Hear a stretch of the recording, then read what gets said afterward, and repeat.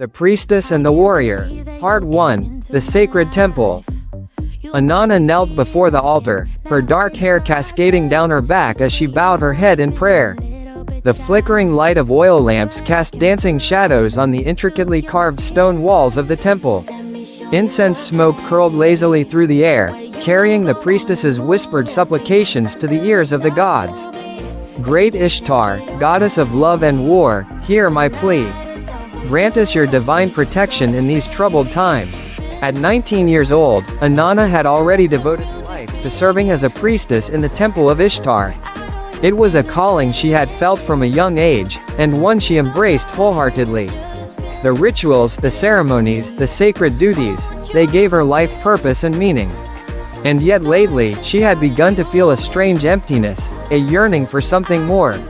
She pushed the unsettling thoughts aside, focusing on completing her nightly prayers. As Inanna finished her devotions and rose gracefully to her feet, a commotion outside the temple caught her attention. Raised voices and the clatter of weapons drifted through the open doorway. Frowning, she made her way to the entrance, her light linen robe swishing softly around her ankles. A group of soldiers had gathered in the courtyard, their bronze armor glinting in the torchlight. At their center stood a tall man with broad shoulders and an air of quiet authority. Though streaked with dirt and blood, his face was striking, strong jaw, piercing dark eyes, and a jagged scar running along one cheek. "Please, you must help him," one of the soldiers pleaded, gesturing to a limp form draped over the leader's muscular arms. "He's gravely wounded." Inanna's breath caught in her throat as she took in the scene. Forcing herself to remain calm, she stepped forward and addressed the group. "I am Inanna, High Priestess of Ishtar. What has happened here?" The scarred warrior met her gaze, his expression grim. "Outlaws ambushed our patrol as we returned to the city. We fought them off, but not before they wounded several of our men. This one needs immediate attention or he won't survive the night." Inanna nodded, her training taking over. "Bring him inside quickly. I will do what I can for him." As the men carried their injured comrade into the temple, Inanna found her eyes drawn once again to their leader. There was something magnetic about his presence, a raw power tempered by discipline and honor. She felt a flutter in her chest, which she quickly dismissed as simple concern for the wounded soldier. Little did she know that this chance encounter would change both their lives forever. Part 2. Healing Hands. Akil stood watch as the priestess tended to his fallen comrade, impressed by her skill and composure.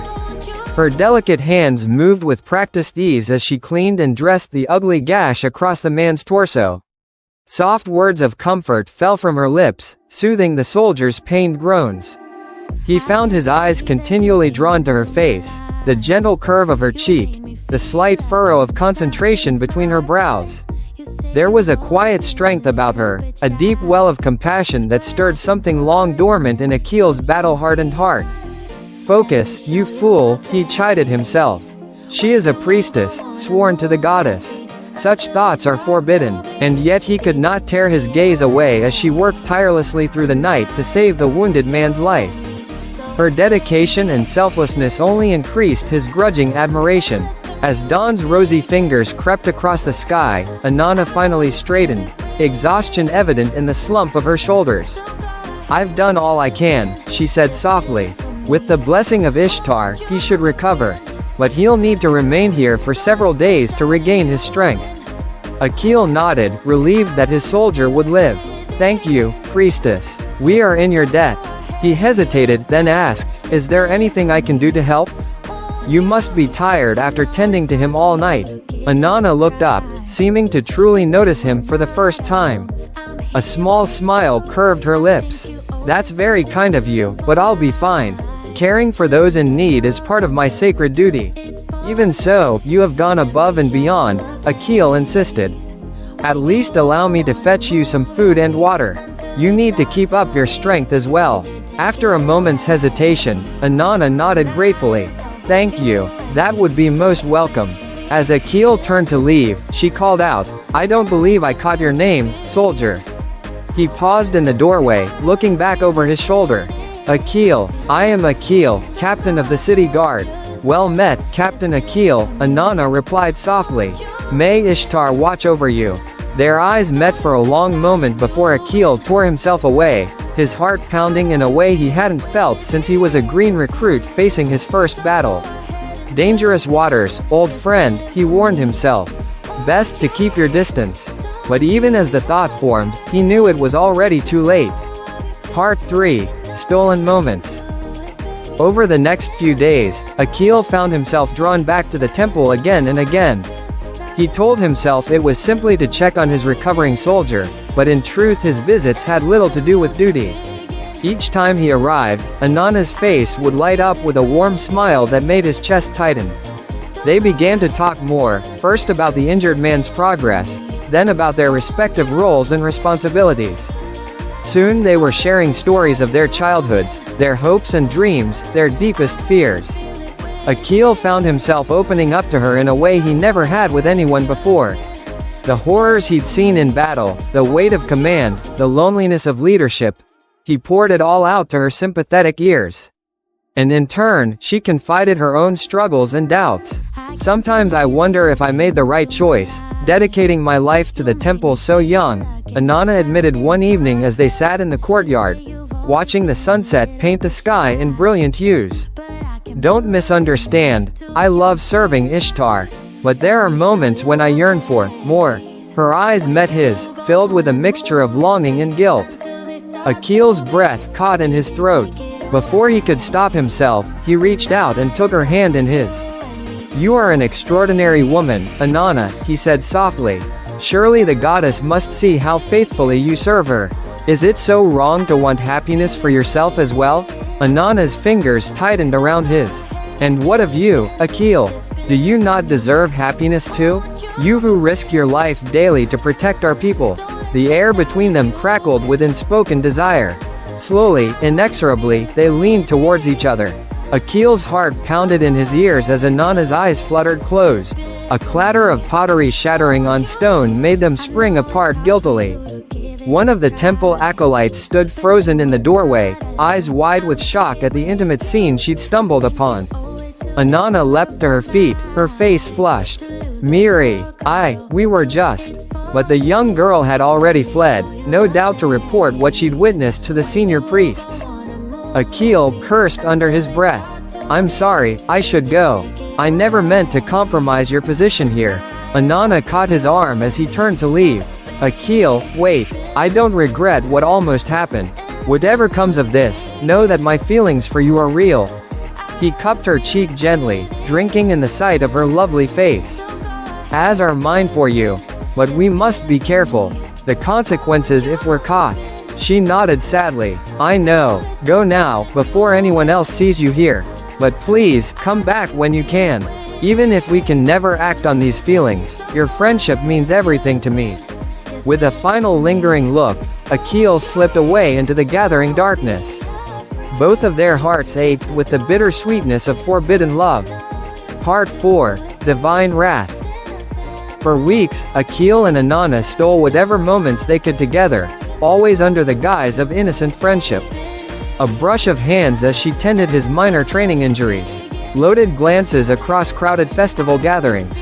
Hushed conversations in shadowy corners of the temple. But they could not hide their growing feelings forever. Rumors began to spread through the city of the Priestess and the warrior, their forbidden romance.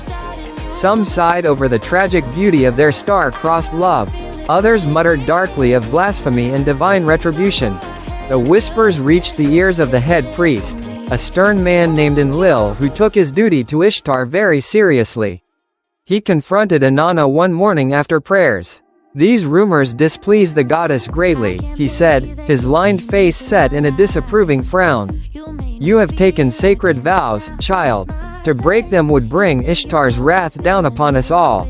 Inanna bowed her head, shame and defiance warring within her.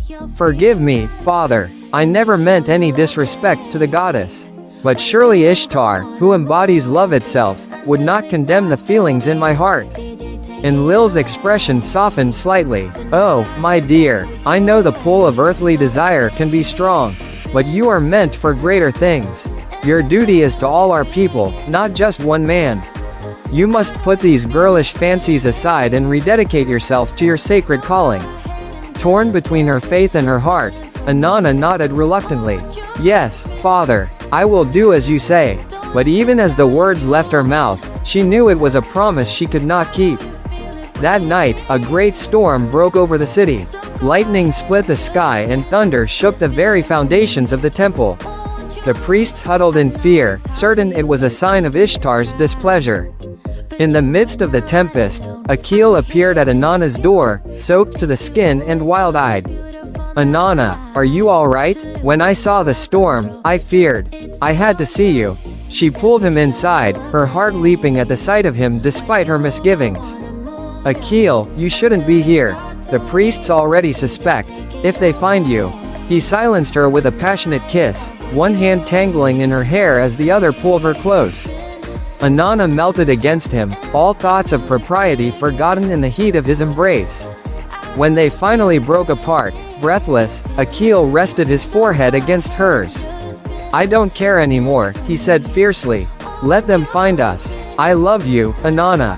I won't give you up, not for all the gods in the heavens. Tears spilled down Inanna's cheeks as conflicting emotions warred within her. Oh Akil, I love you too. But I'm so afraid. What if the goddess truly is angry? What if our love brings destruction to the entire city?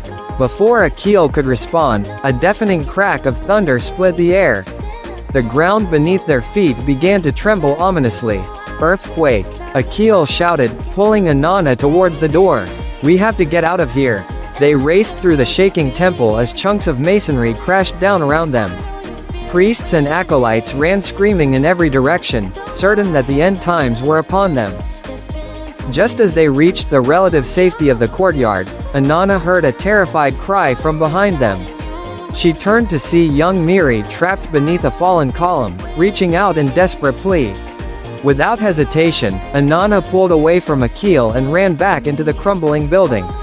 Inanna, no! Akil yelled, but she was already at Miri's side, straining to lift the heavy stone. Help me, she cried, and Akil was there in an instant, his powerful muscles straining as they worked together to free the girl. They managed to pull Miri to safety just as the rest of the roof caved in with a thunderous roar. Coughing in the thick dust, the three of them staggered out into the open air once more. As suddenly as it began, the earthquake subsided. The storm clouds parted, revealing a sky awash with stars. An eerie silence fell over the ruined temple. Inanna looked up at the heavens, tears streaming down her dirt-streaked face.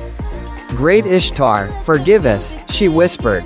We meant no offense. Please, show us a sign of your will. For a long moment, nothing happened. Then a shooting star blazed across the sky, so bright it lit up the entire city. In its wake, a gentle breeze caressed their faces, carrying the sweet scent of flowers. Miri gasped in wonder. The goddess, she's not angry. She's giving us her blessing. Akil wrapped his arm around Inanna's waist, hope dawning in his eyes. Is it possible? Could Ishtar truly approve of our love? Inanna's heart soared with newfound faith. Love is her domain, after all. Perhaps this is the divine plan for us. To show that love can bridge any divide, even between priestess and warrior. As the people of the city emerged from their homes, marveling at their survival, Akil and Inanna stood hand in hand amid the rubble of the old temple. Whatever challenges lay ahead, they would face them together, their love a shining beacon of hope in uncertain times. Epilogue: A new beginning. In the months that followed, Inanna and Akil's love story became legend throughout Mesopotamia. Many saw their union as a sign of divine favor, a new era of peace between the secular and spiritual realms. The temple was rebuilt, grander than ever before, but significant changes were made to the ancient traditions. No longer would young girls be cloistered away from the world. Instead, priestesses were encouraged to find balance between their sacred duties and earthly joy. Inanna continued to serve Ishtar faithfully, but now with Akil by her side as her husband and partner. Together they worked to strengthen the bonds between the temple and the city guard, creating a unified force dedicated to protecting and nurturing their people. On the day their first child was born, a daughter with Akil's dark eyes and Inanna's gentle smile, the entire city celebrated. As she cradled her newborn, Inanna offered a prayer of gratitude to Ishtar. "Thank you, great goddess, for showing us that true love is the most sacred calling of all.